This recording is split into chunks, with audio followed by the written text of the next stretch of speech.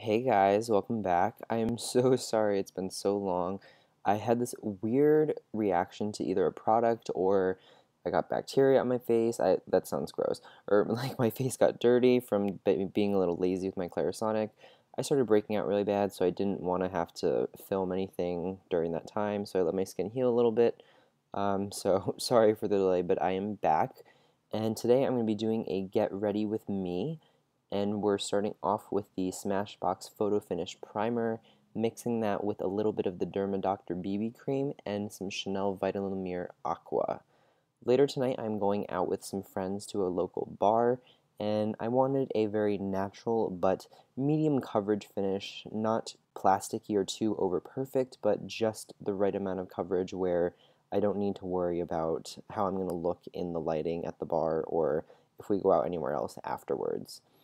Now I'm taking the Maybelline Fit Me Concealer in medium and putting that under my eye area, not taking it too close to the lash line with the initial application of the product. I blend it upwards afterwards, but I don't want too much on my lower lash line because my eyes tend to cake in that area if I get too much concealer there.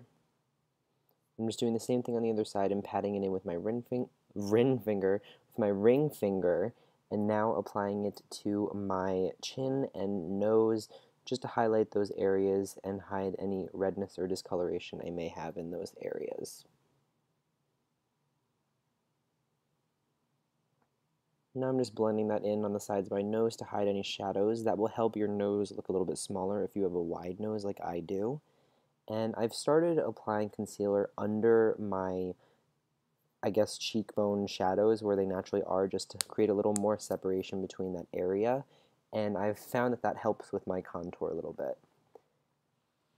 To set my foundation and concealer a little bit, I'm using the MAC Mineralize Skinfinish in medium dark and a fluffy brush from Coastal Scents. I was at my parents' house, so I'm filming in my old bedroom, so I did not have all of my brushes, so hence the not using my powder brush from Sephora.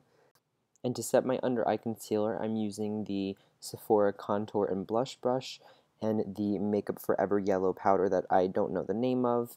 It brightens the area and also sets the concealer so it doesn't budge at all. I'm just hitting that on the other areas where I put the concealer, like my nose and chin and under the contour and everything like that. I really like using a banana powder color as opposed to a white because it looks more natural. And I'm going to now contour my nose using MAC's Wedge, which is a medium brown color with very, very slight red undertones, and a taupe color from Makeup Forever. My nose is very sensitive, so I get very red easily. It looks very red when I apply it, but after it calms down a little bit, the inflammation goes away and it blends into my skin better, so that's why it looked so red in the beginning. And I'm just putting that under the eye area and also at the corners of my mouth and under my lip to add a little more definition.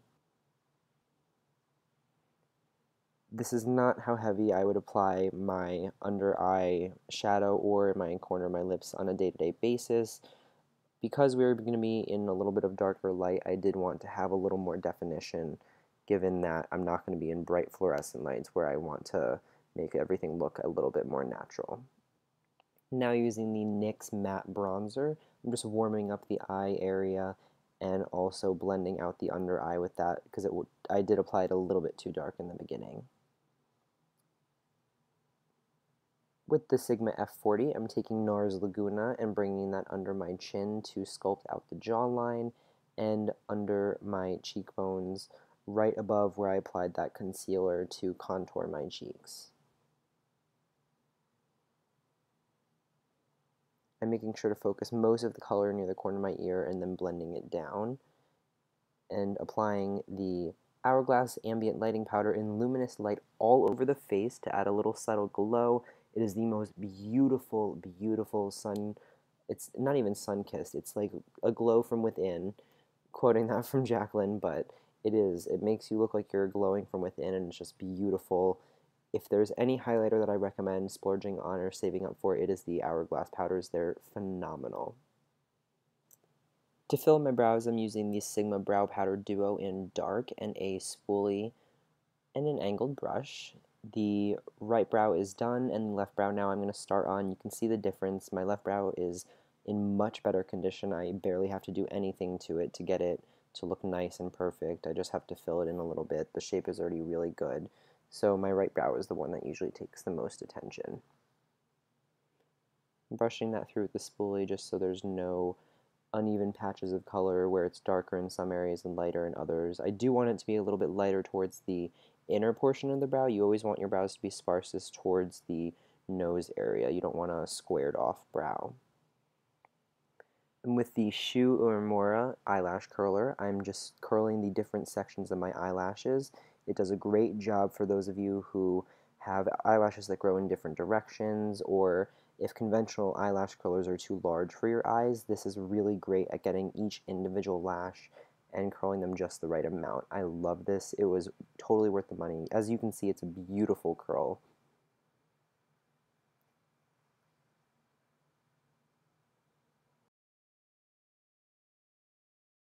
In a while, this is the Covergirl Lashblast Length.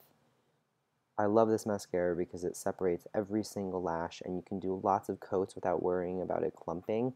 And it's just perfect for those of you who don't want a super dramatic lash, but you do want your lashes to look longer and fuller, not necessarily more voluminous.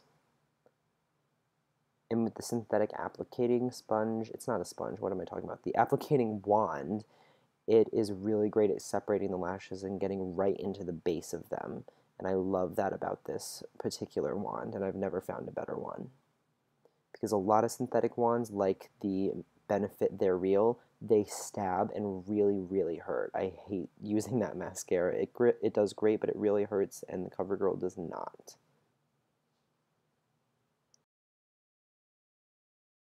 To line the waterline, I'm using the Marc Jacobs marker, and as you can see, I just got the inner corner of my eye and had to fix that.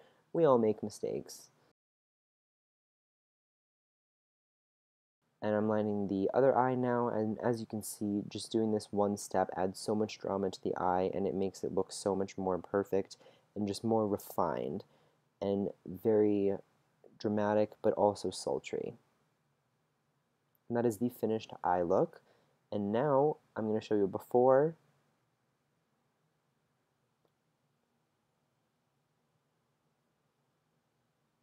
and the after.